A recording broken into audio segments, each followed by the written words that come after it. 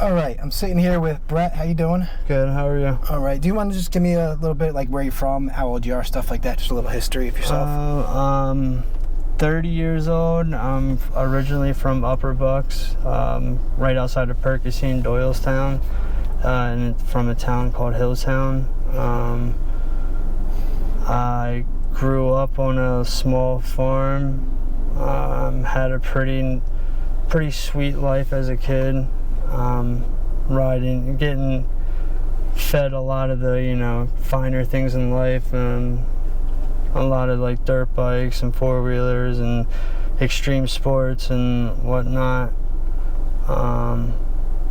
And yeah, I did great in school, was on the honor roll all through high school, and graduated with a 3.8 GPA. Wow. And had high expectations for myself to go to college. I went to tech school in high school as well and did auto collision. I was about to go to college to further that, and ended up not going because of family issues and some stuff that had arisen and whatnot, and started to fall from there. Okay. Now, when did you start using hard drugs? My drug use started at a very young age because I'm the youngest of three. Okay. Both of my brothers were older and experimented from a young age themselves, so just kind of came down the line. Okay, so it was around you with your right, brothers. Okay. Constantly. Okay. And both of my parents were career-minded and career-based individuals, and were always busy and at work, and left us to not fend for ourselves, but to take care of ourselves to a point. Yeah.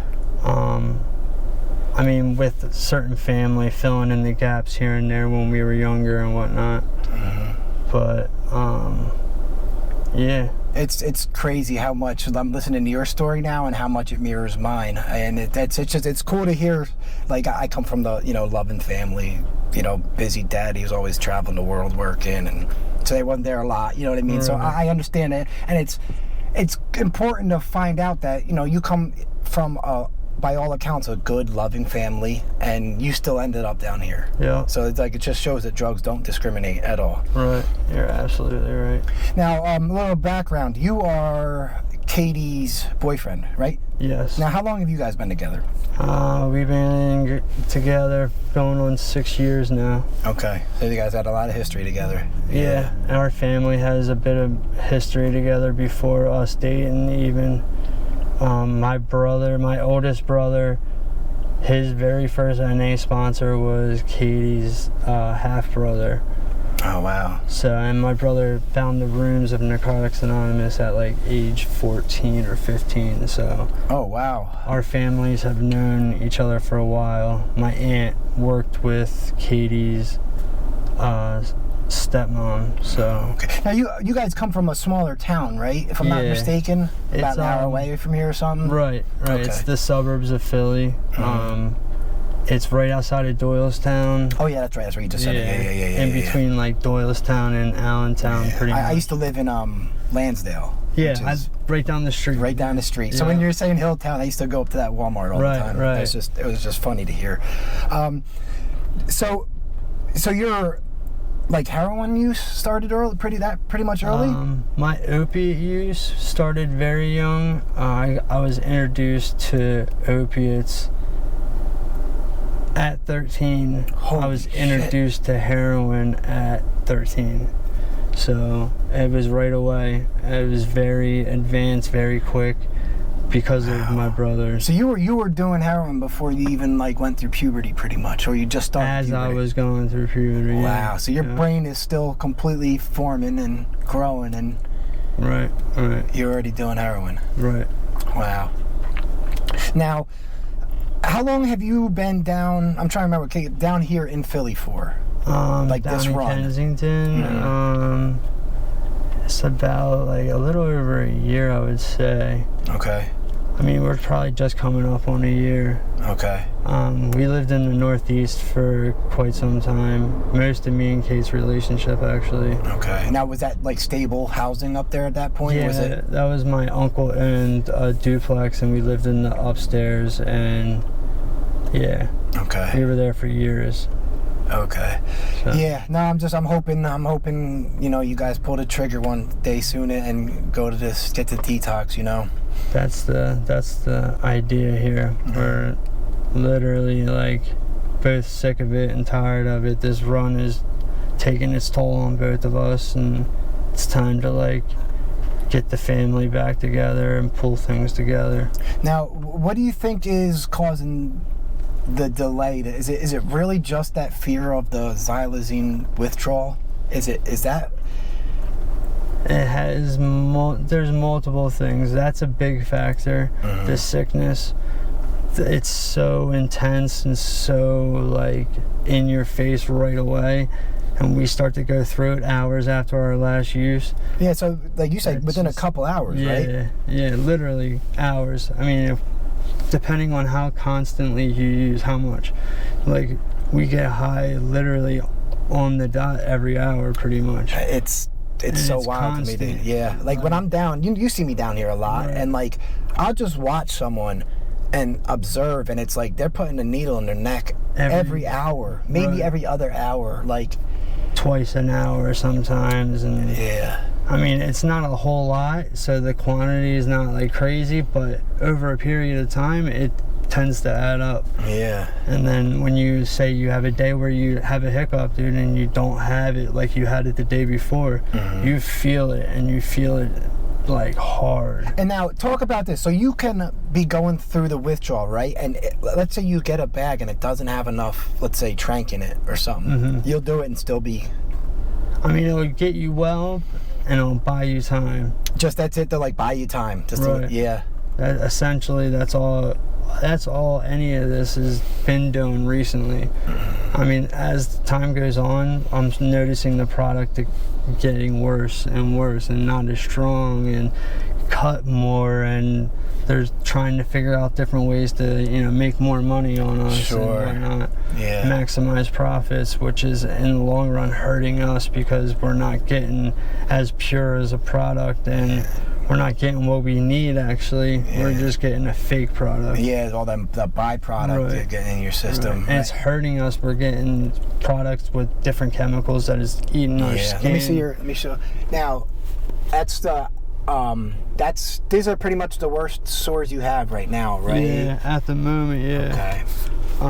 I just healed up actually a really bad one right here on this arm. I think that's the one. I took a picture of that a couple weeks ago. Yeah, this was really big. It was a lot bigger than that. I remember that now. At its biggest, it was crazy. Yeah. Because every time I run into you and Katie, the first thing you guys say, we want to go to detox. Yeah. And I completely believe you guys, you know? I see like such desperation in your guys' face, and it just seems so lost down here. Like, I genuinely believe that both you want to change your life around. Right. And I know that, you know, we hold each other back too at the same time, but there's just so much on her plate that she has to deal with, and I get, you know what I mean? She thinks about that too. It's not just what I have to deal with. She has 2 other kids without me. Mm-hmm. That is a whole mess of dealing with issues, and like, she starts to think about that, and it starts to build up and pile up, and she doesn't want to deal with it. Yeah. And that's a big reason why we're running right now. We just don't want to deal with our problems, even though our problems could be fixed quite easily with just simple steps and a simple procedure. But yeah, I mean, all it's gonna really take is just you guys getting sober and right. being consistent. Right. But that's, you know, that's the $1 million thing. That's one of the hardest things to do, is get sober, though. Right. When was the last time you tried treatment at all in any type of form?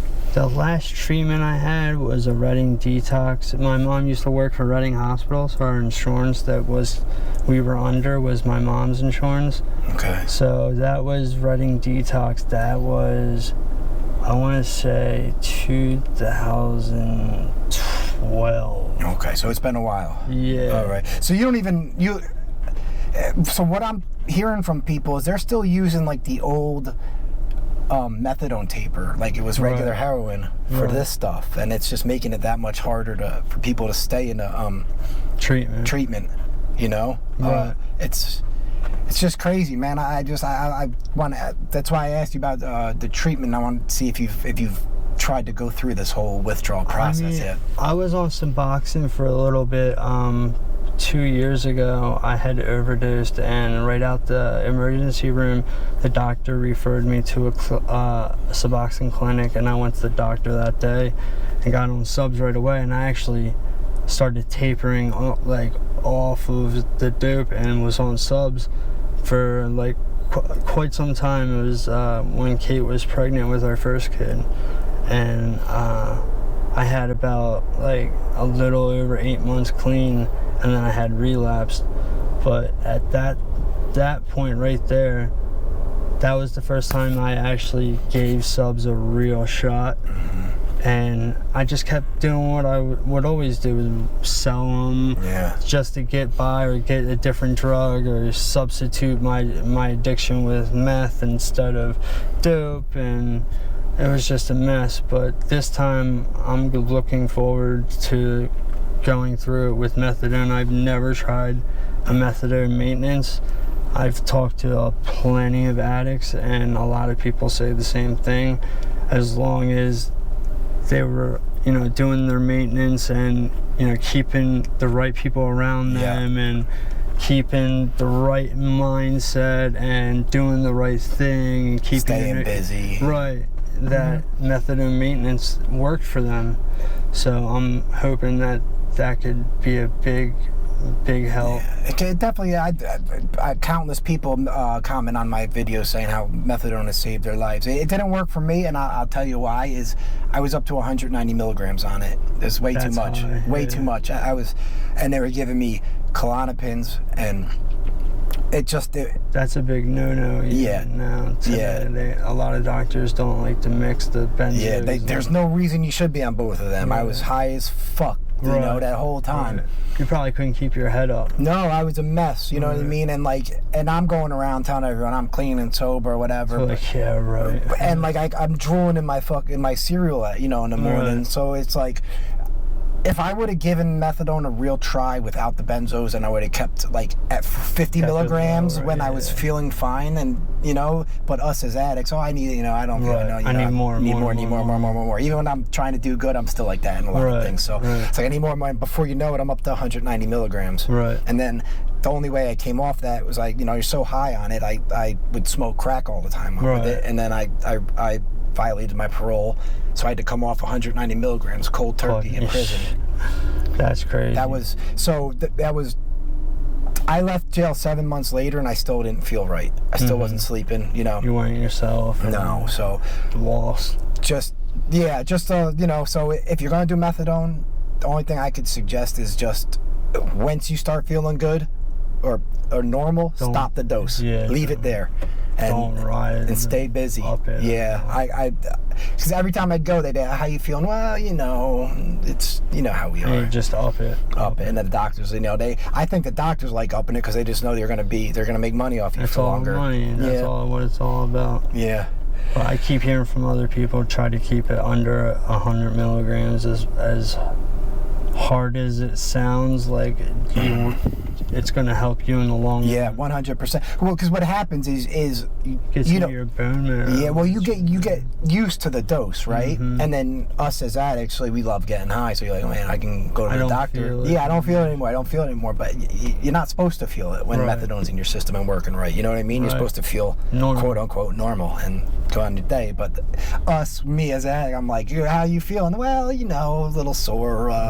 Doctor ups it. And whatnot. Yeah. So that's just words of advice if you do get on it, because I know it's worked for countless amount of people. Suboxone didn't work for me either. I did the same thing you did. I'd get them, I'd take them for a couple days or whatever, and just sell them off. Right. I'd keep a couple in case I ran out of money at the end of the month. Keep the twos just to pass the drug test for your next visit. 100%. Yeah. All right.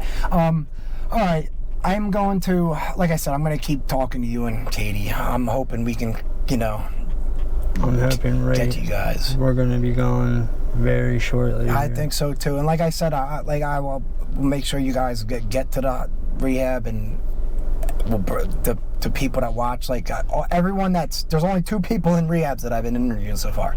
Both of them have rooms full of stuff from people sending them clothes, everything they need. So sweet. So you guys, you know what I mean? We'll help you out too if you guys, or not if, when you guys, because I really think you're gonna do it. With like supplies and whatnot, if we don't have it. Yeah, like toiletries, clothes, whatever. you know, whatever you need to feel like a human again in rehab. That would be awesome. We will get you with, because you know, I said I like both of you guys. You guys need to get off the streets if possible. Right on, dude. That'd be greatly appreciated. All right, cool. All right, Brett. Well, I appreciate you taking the time out to do this. Yeah. All right. Have a good day. All right.